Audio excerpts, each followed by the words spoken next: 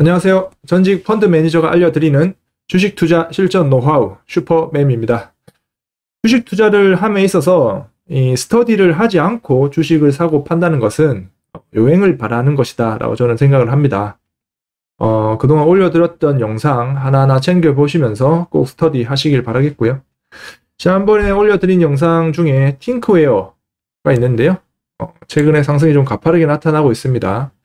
영상 꼭 챙겨보시고 상승에 따른 대응 잘 하시길 바라겠습니다. 자, 오늘은 동진 세미캠에 대해서 분석을 해 보겠습니다. 예.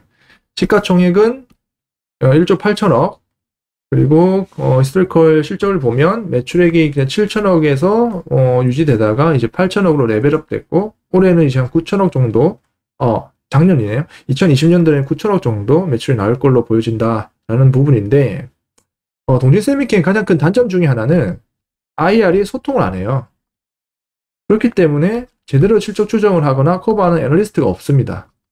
그래서 이 부분이 좀 가장 큰 단점이다라는 거고, 영업이익률 좀 한 번 더 보면 그동안 뭐 한 10% 언더에서 유지되다가 19년도에 이제 10%를 넘어서고 작년도에는 뭐 한 13%, 14% 정도 영업이익률 나올 걸로 보여지네요. 자, 밸류에이션도 보면 12배에서 뭐 14배 왔다 갔다 하는 그 정도 추이를 볼 수 있습니다. 네. 코스닥 상장되어 있고, 코스닥 대비는 좀 아웃퍼폼하는 주가 흐름 나타나고 있네요. 연역을 좀 보시면, 1999년도에 회사가 설립되었던 것 같고, 주요 주주로는 최대 주주 및 특수관계인이 한 40% 정도 보유하고 있습니다. 국민연금이 5%, 그리고 삼성전자가 4.8% 보유를 하고 있는데, 2017년도에 이제 공시를 보시면 3자 배당 유중으로 2.5% 취득을 했고요. 이부섭 회장으로부터 블락딜로 2.4%를 취득했습니다. 그러면서 이제 4.8%로 취득을 하게 됐고요. 지금 뭐 이런 부분들 이제 보면 이 부분들이 이제 뭐 자녀분들 같아요. 그리고 희석 물량은 없고, 종속 및 관계 기업을 보시면 대부분 해외에 있죠. 이게 뒤쪽에 이제 제가 실적을 볼 때, 실적을 보시면 해외 매출이 있어요. 그게 다 이 종속 및 관계 기업들의 연결 실적이다 라는 점. 자, 실적입니다. 아까 말씀드린 것처럼 커버하는 애널리스트 추정치가 없기 때문에 4분기 그리고 연간 추정치를 볼 수가 없어요. 이런 부분들을 좀 참고해 보시고, 회사가 일단은 삼성전자가 지분 투자를 한 이후부터는 소통을 더 안 하고 있어요. 그래서 소통을 안 하고 있고 추정치가 없다. 그럼에도 불구하고 이 숫자는 제가 추정한 숫자입니다. 좀 보수적으로 추정을 했고요. 2020년 작년에 매출이 한 6.3% 성장을 했고, 올해는 한 8% 정도 성장하지 않을까라고 일단 제가 추정을 해봤습니다. 그 이유는 일단은 낸드 업황 좀 회복이 될 것 같고, 삼성이 그동안 싱글 스태킹으로 3D 낸드를 이렇게 만들었어요. 근데 지금 이제 이 적층 단수가 이제 더 높아지면서 이제는 더블 스태킹 공법 적용할 거다라는 거고, 그리고 시안 3D 낸드 2공장을 가동할 거다라는 겁니다. 그러면 이제 포토 레지스트 사용량이 증가하면서 이제 매출이 올라갈 거다라는 부분인데, 이건 뒤에 제가 자세히 말씀드릴게요. 자, 그리고 매출은 크게 4가지 정도로 구분되는데, 이 부분은 아까 말씀드린 것처럼 자회사들의 연결 매출이라고 보시면 되고, 이건 그냥 기타. 국내 정제유는 매출 비중이 뭐 아주 크지 않기 때문에 그렇게 중요하지 않고요. 핵심은 이 국내 전자 재료입니다. 예. 국내 전자 재료 부분에서의 발생하는 매출액은 강강액과 그다음에 웹케미칼, 발포제인데요. 강강액을 먼저 보면, 강강액이 이제 영어로 포토 레지스트, 저는 이제 앞으로 PR이라고 쓰겠습니다. 설계된 반도체 회로를 웨이퍼에 전사시킬 때 빛의 조사 여부에 따라 달리 감음함으로써 미세 회로 패턴을 형성할 수 있도록 하는 노광 공정용 감광 재료다라는 점. 그리고 웹케미칼 같은 경우에는 노광 공정 후에 이제 박리 식각 세척하는 데 사용되는 화학 제품이고, 발포제 같은 경우에는 뭐 이런 바닥재, 뭐 스폰지, 레자 이런 부분들이 둘에 사용되는 제품인 것 같아요. 네, 강강액에 대해서 좀 자세히 보겠습니다. 자, 요 부분이, 요 그림이 이제 노광 공정인데요. 이 노광기에서 이렇게 빛을 쏩니다. 빛을 쏘면 여기 회로가 그려져 있잖아요. 이 회로가 그려져 있는 마스크에 빛을 쏘면 이 렌즈를 통해서 이렇게 웨이퍼에 이제 이 회로가 새겨지는데, 웨이퍼 위에 이 회로가 좀 더 선명하고 잘 새겨지기 위해서 산화막을 한번 바르고 그 위에 또 감광액이라는 아까 포토 레지스트를 바릅니다.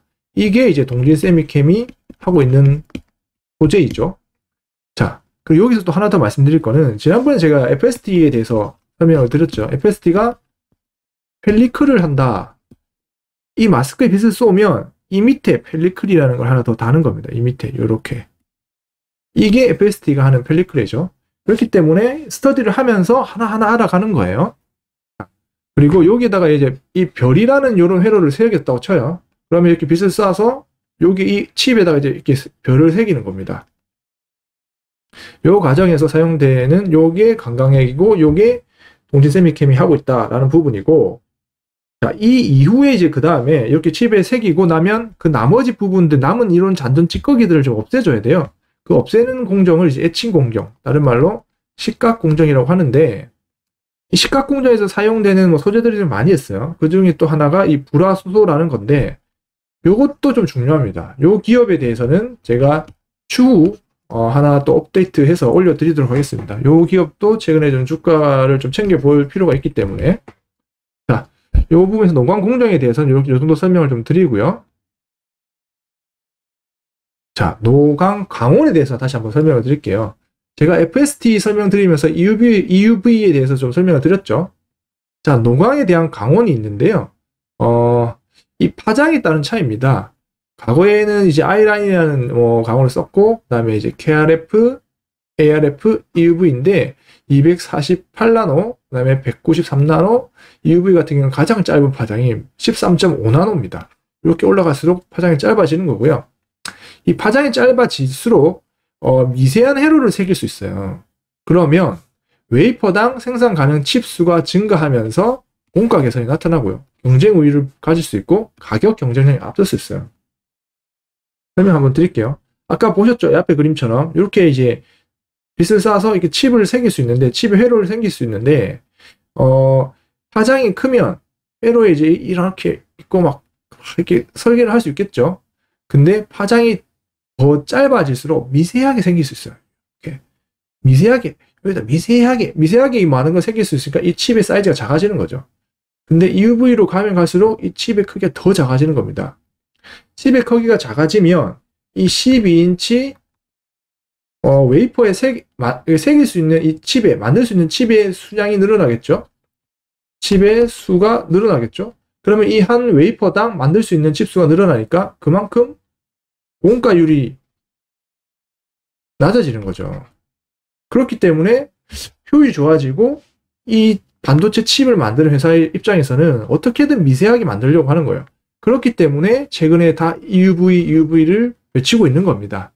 자, 그리고 이 광원별로 빛의 종류에 따라서 반응하는 물질이 다르기 때문에 파장별로 포토레지스트가 다 달라야 돼요. KRF용, ARF용, EUV용 다 달라야 된다라는 거고, 동진 세미캠은 KRF랑 ARF용은 이미 만들었어요.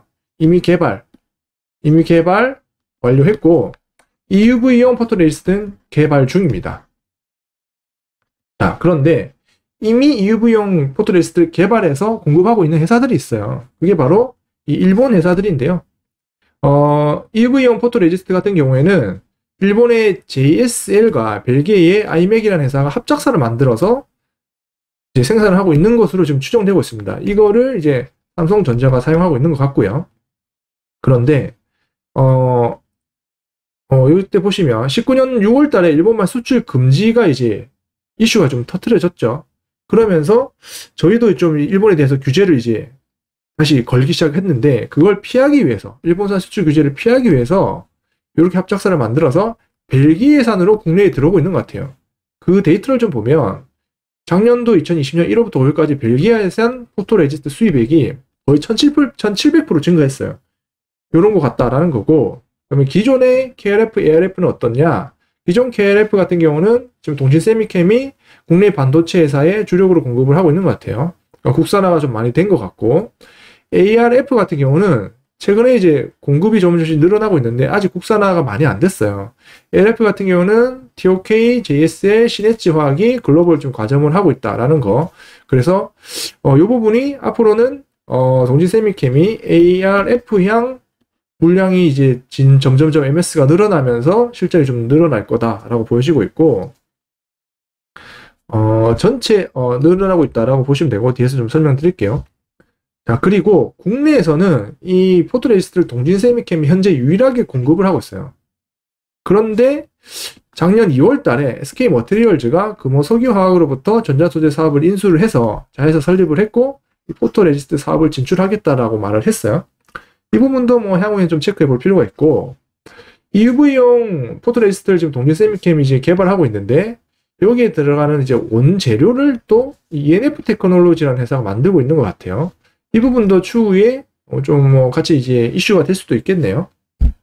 자, 그리고 한국무역협회 자료에서 발표한 데이터들을 좀 보면, 일본 수출 규제 3대 품목이 포토레지스트, 고순도 불화수소, 폴리미드가 있는데, 요 부분 연한색이 포토레지스트입니다. 과거의 포토레지스트 일본 수입 비중이 그냥 92%, 93, 90%, 엄청 그냥 일본에 대한 그냥 의존도가 상당히 높았어요. 그냥 일본 거 아니면 거의 뭐 할 수 없는 상황이었는데, 수출 규제 이후에 뭐 조금 슬로우해졌다가 지금도 여전히 87% 일본의 수출 의존도를 가지고 있다. 그래서 삼성전자 입장에서는 수출 의존도를 좀 낮추고 국산화를 하려는 의지가 좀 많이 나타나고 있는데, 국산화를 하게 되면 일단 원가 개선이 되고요. 국내에 있기 때문에 조달이 용이해지죠. 그리고 일본이 갑자기 막 수출 금지하겠다 이런 거에 대한 리스크도 좀 많이 탈피할 수 있는 부분이고요. 그래서 이런 부분 좀 챙겨보셔야 되고, 그렇기 때문에 동진 세미캠에다가 지분을 태워서 삼성전자가 동진 세미 지분 투자해서 같이 개발하고 있는 거죠. 공동 개발 중이다. 이런 부분 챙겨보셔야 되고요. 자, 마지막으로 좀 더 설명을 드릴게요.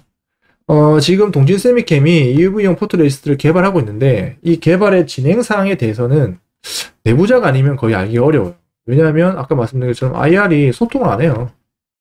소통을 안 하고 있고, 이 부분들을 뭐 알 수가 없는 상황인데,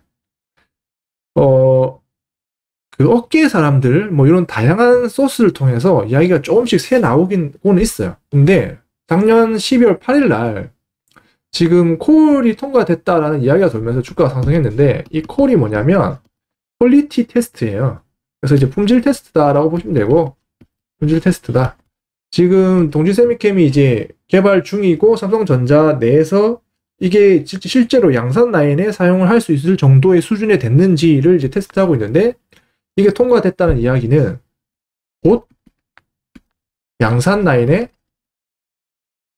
적용한다라는 이야기랑 마찬가지거든요. 그러면 곧 실적이 증가하겠네 라는 이야기로 보시면 됩니다. 그런데 최종 개발 완성과 고객간의 최종 시점 이런 거를 회사가 소통을 안 하기 때문에 투자자 입장에서는 알기가 쉽지 않아요. 그래서 이런 부분들 챙겨보셔야 돼요. 만약에 진짜 품질 테스트가 됐고 양산에 들어가면 이제 수주 계약을 해야 되죠.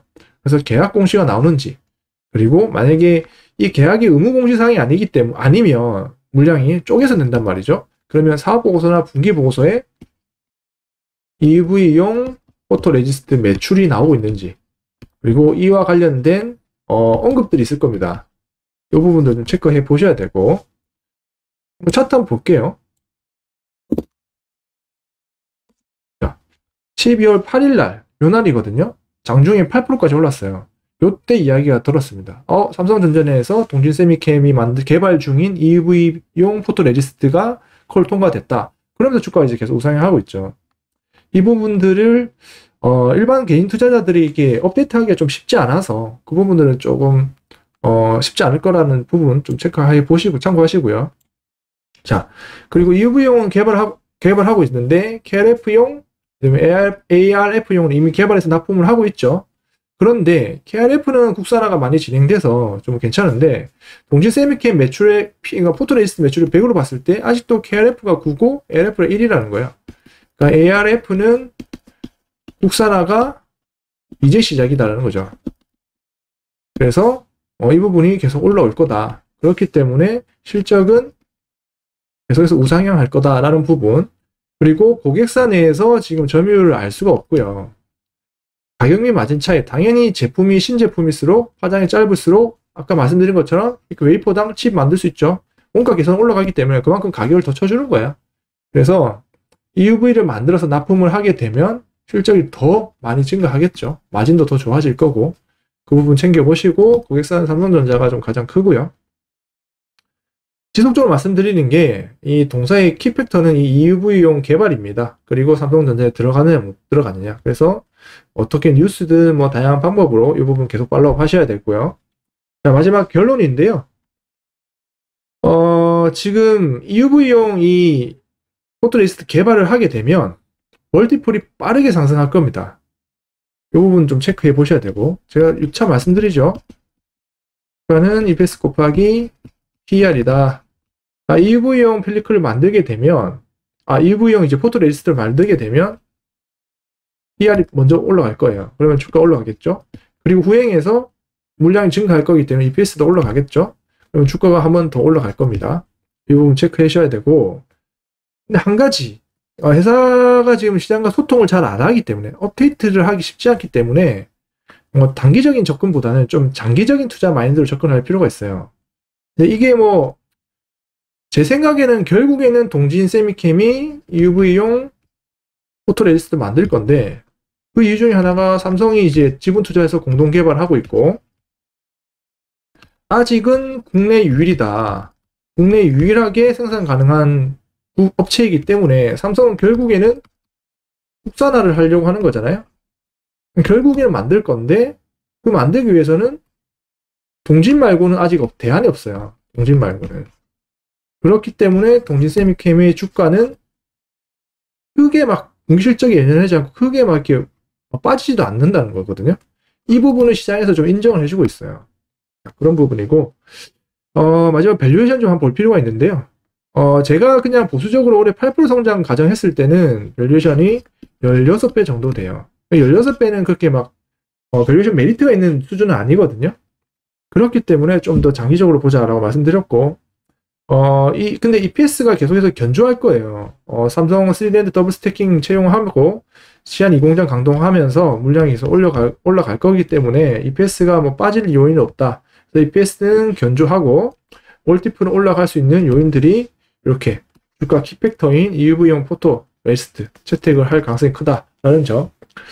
그래서 이제 핵심적인 결론은 조금 접근을 할 거면 장기적인 마인드로 접근을 하되, 이렇게 주가가 가다가 갑자기 확 튄다.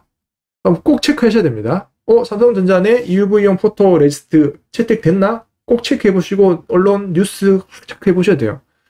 그러면 그때 따라서도 리레이팅이 되면서 주가 상승폭에 대한 수익을 좀 실현할 수 있을 것 같다라는 게 제 생각이고요.